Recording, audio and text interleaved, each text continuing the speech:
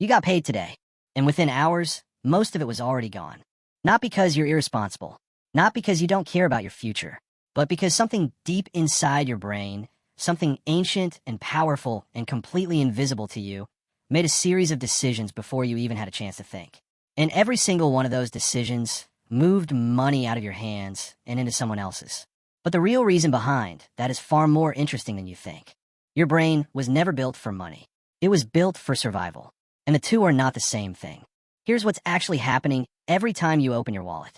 Somewhere inside your prefrontal cortex, the rational, forward-thinking part of your brain, a calculation is trying to take place. It's trying to weigh today's spending against tomorrow's security.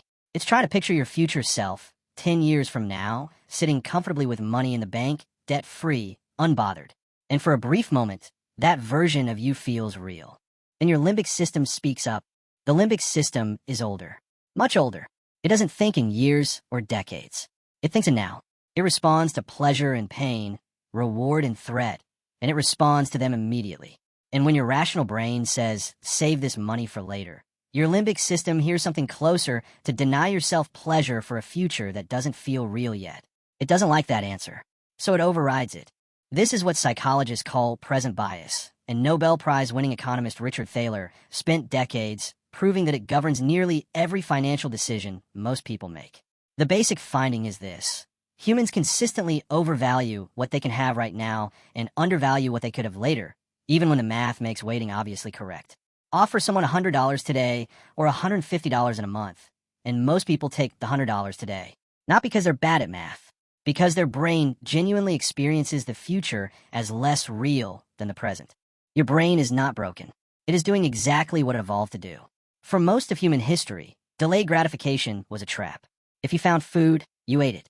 If you didn't eat it immediately, something else would. Saving for tomorrow only made sense once tomorrow was predictable. And for 200,000 years of human existence, tomorrow was anything but.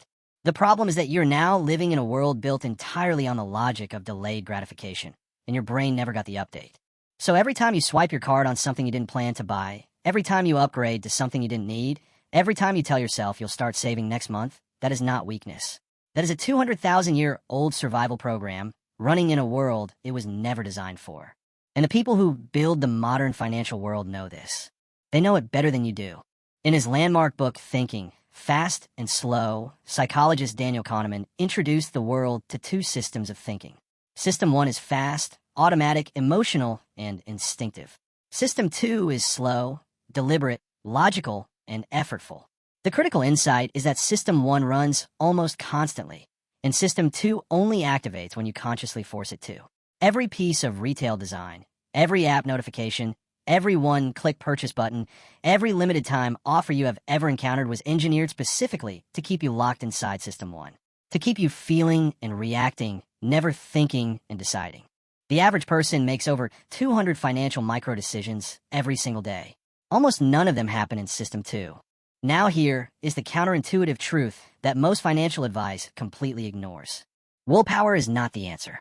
You have been told your whole life that financial discipline is a character trait, that rich people are simply more self-controlled, that if you just tried harder, wanted it more, cared enough about your future, you would stop spending and start saving. This is one of the most damaging lies in personal finance. Because the research is clear, willpower is a finite resource, and it depletes. Psychologist Roy Baumeister called this ego depletion. Every decision you make throughout the day, every temptation you resist, every moment you exercise self-control draws from the same limited reserve. By the time you get home after a long day of work, your self-control tank is nearly empty. And that is exactly when the most dangerous spending tends to happen. The people who appear to have the most financial discipline are not, in most cases, the people with the strongest willpower. They're the people who have designed their environment so that willpower is rarely required. They automate their savings before their money can be spent. They remove friction from good financial decisions and add friction to bad ones. They make the future feel real through concrete, visual systems rather than vague intentions. Morgan Housel, in his best-selling book The Psychology of Money, makes this point with devastating clarity. He argues that financial success is not about intelligence or education or even income. It is almost entirely about behavior. And behavior, unlike intelligence, is something you can design around. So what does that actually look like for you?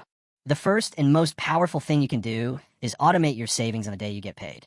Not at the end of the month, after you have already made 200 financial micro decisions.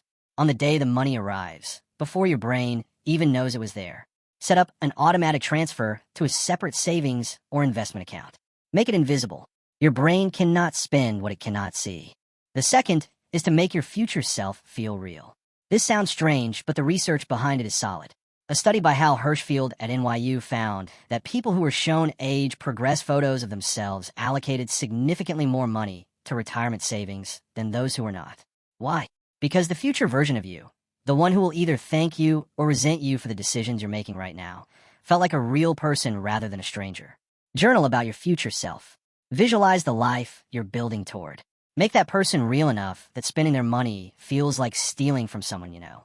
The third is to understand loss aversion and use it in your favor. Kahneman and his longtime collaborator Amos Tversky discovered that the pain of losing money is psychologically about twice as powerful as the pleasure of gaining the same amount. This is why losses feel devastating even when they're small, and it's why people make irrational financial decisions to avoid them. But you can flip this. Instead of framing saving as giving something up, reframe it as protecting something you already have. Your future security, your freedom, your options. You are not sacrificing today's pleasure. You are protecting tomorrow's life from the version of yourself that your brain defaults to when it's tired, emotional, or overwhelmed. Here is what none of this means. It does not mean you're destined to be bad with money. It does not mean your brain is your enemy. It means that the game of personal finance is, at its core, a game of understanding your own psychology. The math of money is simple. Spend less than you earn. Invest the difference. Give it time. That's the entire formula. The reason almost no one follows it consistently is not because the math is hard. It's because the math is being played against a brain that was designed for a completely different world. Warren Buffett, the most successful investor in modern history, has said that the most important quality for an investor is not intellect. It is temperament, the ability to not let your emotions override the logic of long-term thinking. And temperament, unlike raw intelligence, is something you can cultivate deliberately, one small system at a time. Your brain will always lean toward now. That is not going to change, but you do not have to fight it. You just have to build a life where now and later are pointing in the same direction. Automate the saving. Make the future real. Design around your weaknesses instead of pretending they don't exist. You got paid today, and for the first time, that money has somewhere better to go.